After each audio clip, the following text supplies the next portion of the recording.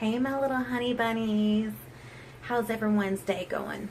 Mine's going fabulous. Everyone always sees me putting on makeup, and this is not going to be like a full removal that y'all are going to watch. You're just going to watch a little bit. But I just want to tell you some things about me, how I grew up. A lot of people would not believe. Friends and family who are close to me know. Some have met. Some have been back home with me. But I just want to talk about me, as usual.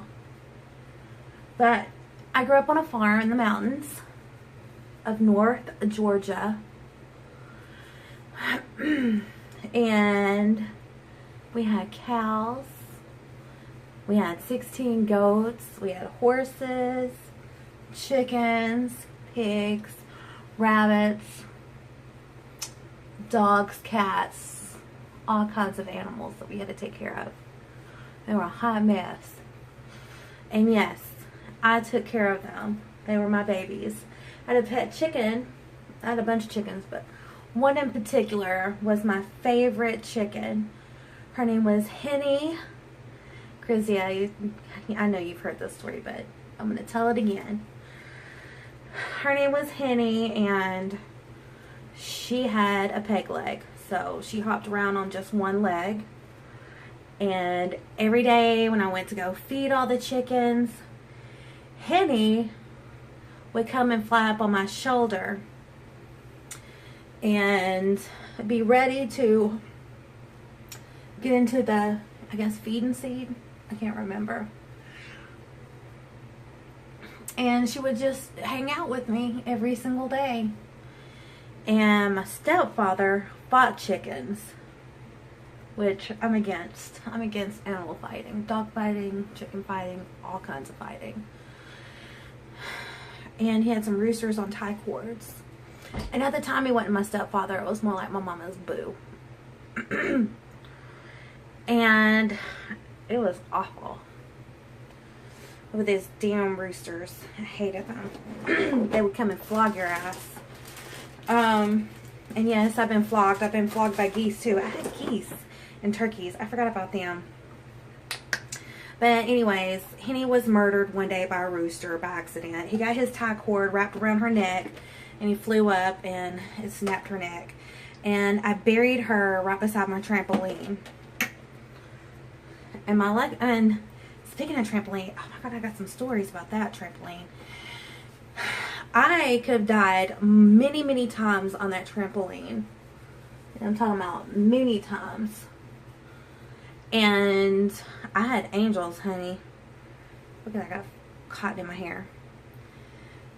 And my sister witnessed that. I would jump up on that trampoline and fly way across off of it, and suddenly something would pick me up and put me back on the trampoline so I wouldn't fall and break a leg. One time I could have fell into a bunch of blocks and really hurt myself. And my sister witnessed that. And I had 2 baby cows named Mo and Joe that I bottle fed. I got pictures of them and I loved them. And baby goats. I had a goat named Nanny goat. I mean, how typical, right? And a goat named Billy. Again, another typical name.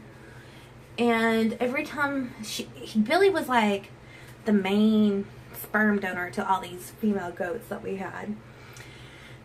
Every time Nanny would get pregnant, she would always get pregnant with twins or triplets. So that bitch really multiplied.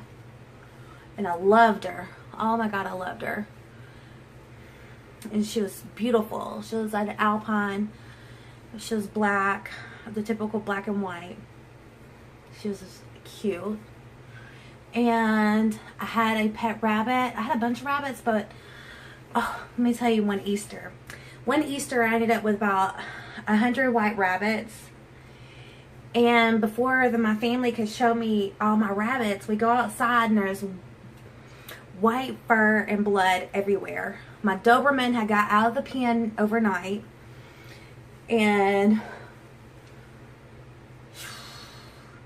she shredded every damn rabbit that there was. But then I ended up with another, I had a bunch of rabbits, but I ended up with another rabbit, and his name was Peanut. And Peanut could get out of his cage, wander around the yard. We could go inside, leave him, come back, and he would be ready to get back in his pen. You'd pick him up and put him in his pen. He was well trained. Peanut was beautiful. And the reason why his name was Peanut is, well, it was short for peanut butter, because he looked like the color of peanut butter. So one day I come home, Peanut's not there. Peanut had hung himself, wanting to let himself out of his cage, and so he died. And then I had horses, and I got scars from horses. I had some horses that were not broke, and I had to break them.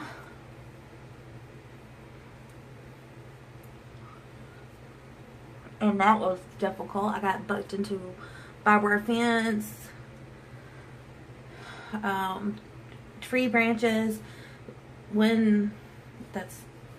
Anyways, one cut my wrist. I don't have a scar anymore, but it looked like I slit my wrist, but I didn't. Cut my wrist, and that was all scratched up from the tree.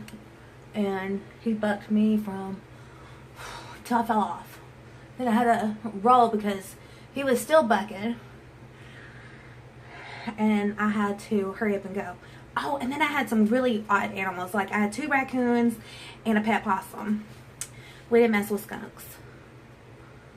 So, oh, and I had an iguana as well. So, yeah, I had a lot of animals growing up. But I also grew up really poor. I grew up in a trailer that was falling apart, holes in the floor. Sometimes I wake up and chickens be in my bedroom with me. Freeze in the winter, burn up in the summer. And I'm just so grateful to be where I am today, to have a vehicle to get me back and forth to wherever I need to go. Whatever my son wants, he gets. He has everything I've ever imagined for myself. I'm so grateful. Y'all have no idea. Sometimes I didn't know if I was going to have food when I got home, or if the only meal I was going to have was going to be at school. I didn't know if I would get home and we'd have electricity. I mean, even though we had animals and stuff, animals are expensive. And, they got to eat too.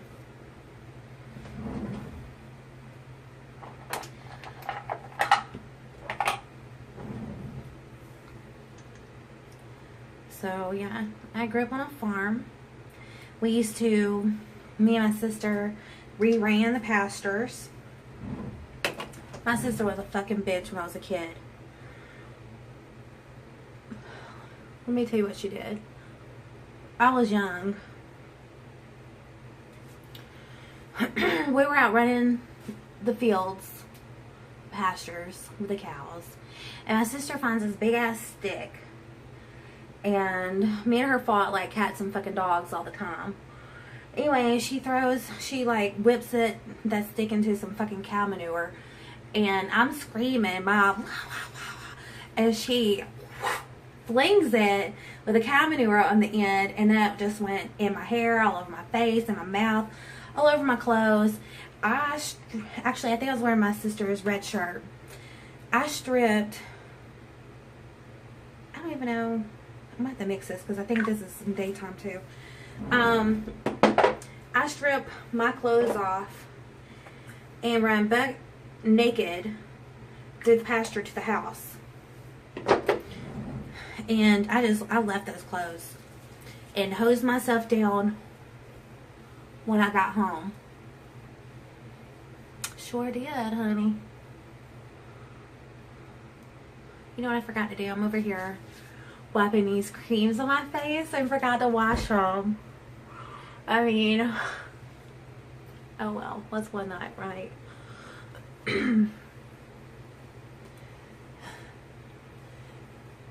Anyways, it was a hot mess. My sister was mean. Let me move. I'll tell more stories in a second.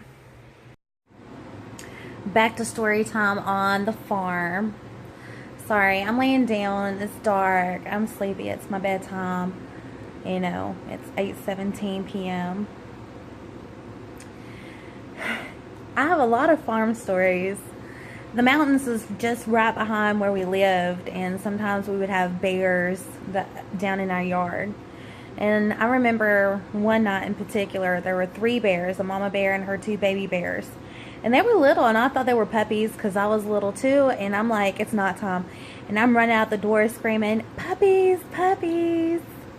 And my mama's snatching me up and getting out the gun. And it's bears. So she's shooting up in the air. Because I grew up and we really just didn't kill animals. We didn't kill our own animals.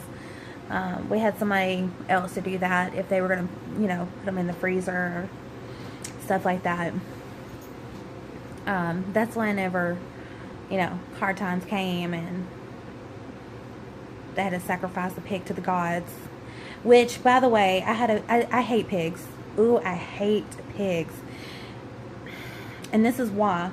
We had this one sow pig, and you know, they go into heat twice because they got 2 uteruses, if I can remember correctly. And this heifer stayed in heat and be pregnant at the same time. And she'd go chasing cars and everything down the road, and I'd have to go and try to bring her back. And I'll be like 8, 9 years old chasing a pig and with a big 5-pound bucket of food, trying to get her back home and out of the road.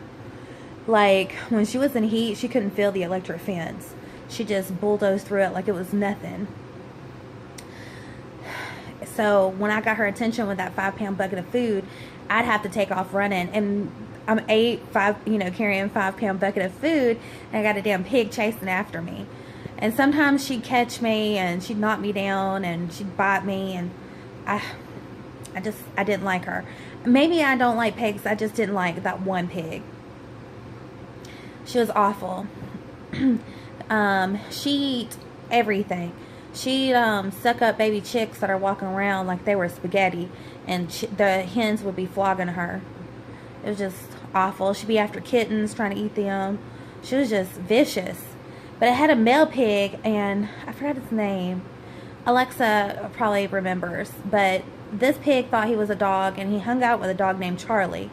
And for some reason, I think I've told somebody this story before, but I thought the pig's name was Charlie, but that wasn't his name. He just hung out with Charlie. And he had a little ring so he wouldn't root up stuff. And I loved that pig. He was like a dog. You can whistle and he'd come, and you can pet him. And I mean, he just, you know, he ran the yard and he didn't get out in the road. And he's just a good pig. And he got put in the freezer, and I didn't eat him.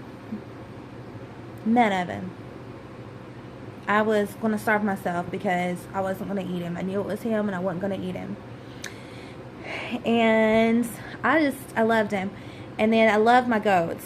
I still love goats. Y'all probably seen my video about me being the goat whisperer. Sometimes we'd have kittens and the mothers would go up missing, and so I'd have to go milk the goats and bottle feed kittens so that they would survive. And they lived off the goat's milk. They survived. And we had a lot of kittens that turned into cats, and we took good care of them. And when summer would come, we had an acre of land that we would have fruit and vegetables growing on.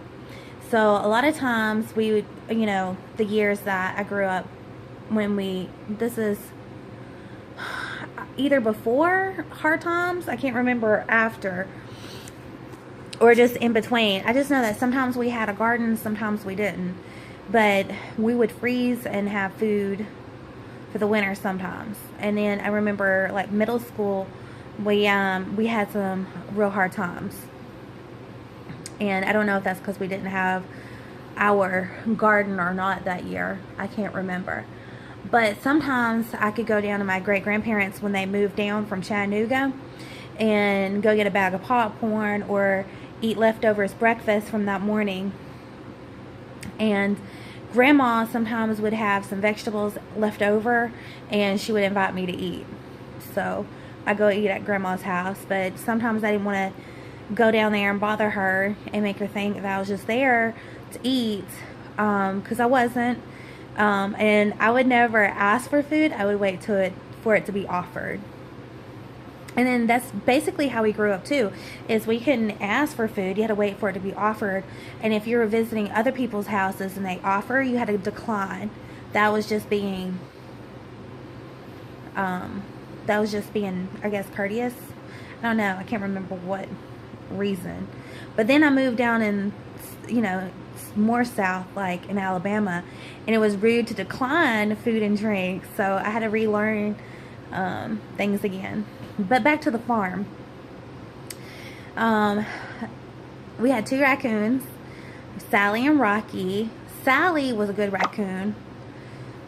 She was friends with our Doberman. And when we got her a boo thing named Rocky, she went crazy and she killed Rocky. But it took her a couple years before she decided to kill him. Like, this bitch plotted it out and killed him. She attacked him. And I don't know, I just had so much fun having Sally. And Amber was our Doberman. She was red and beautiful, and she passed away when I was 15, and she was 15 too in human years.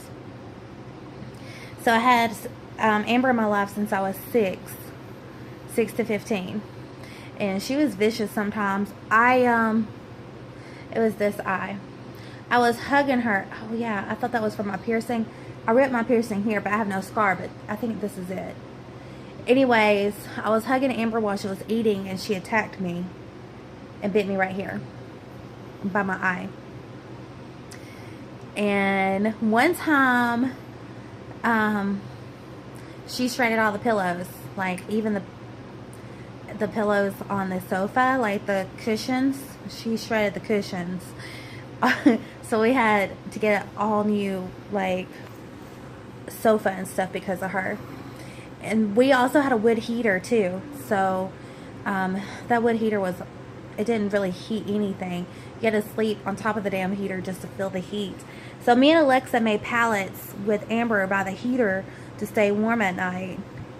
And Amber stretched her leg out and tap the heater and then turn around and try to attack both my sister and me. It was a hot mess. I have so many stories about the farm. My sister just reminded me that I should talk about this. My cousins live next door. Derek, Jeremy, and Brandon. We grew up like siblings, so we had like little clubs and little clubhouses.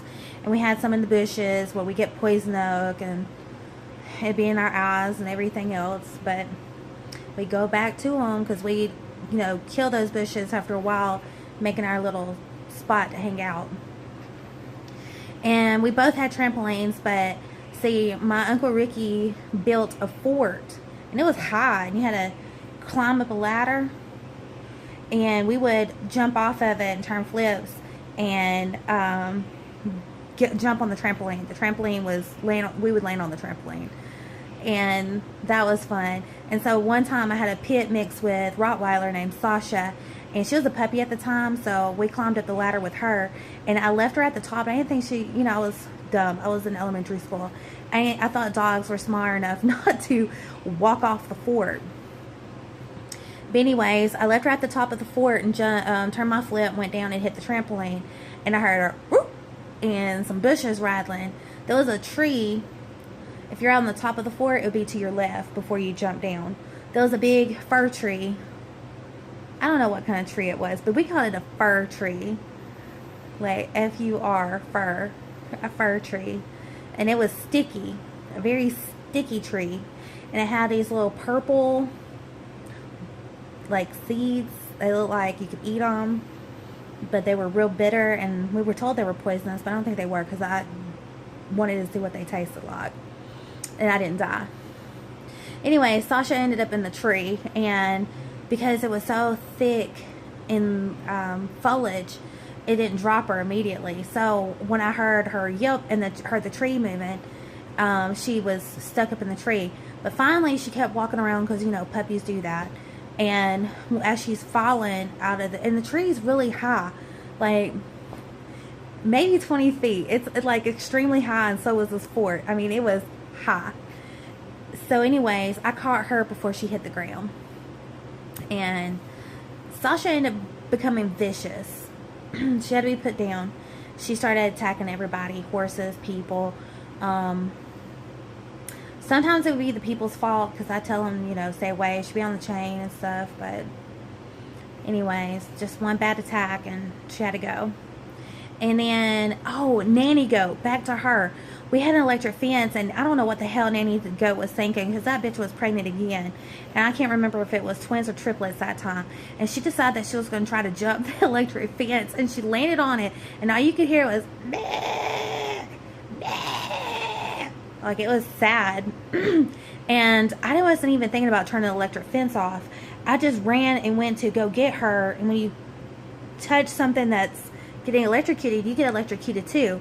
So I got shocked and had to go and turn it off, and I got her off the fence, and then had to wrestle the pigs back in, because when you turn the fence off, I don't know why, it seems like pigs constantly test that fence to see if they could go through it all day. So I got Nanny Goat back in. She was fine. It wasn't one of them harsh electric fence. It would just shock you, and it was like uncomfortable, but it wasn't burning. You know, I'd only heard about those burning electric fans, but we didn't have that. It wasn't that strong. It was strong to zap your ass, but not like fry your ass.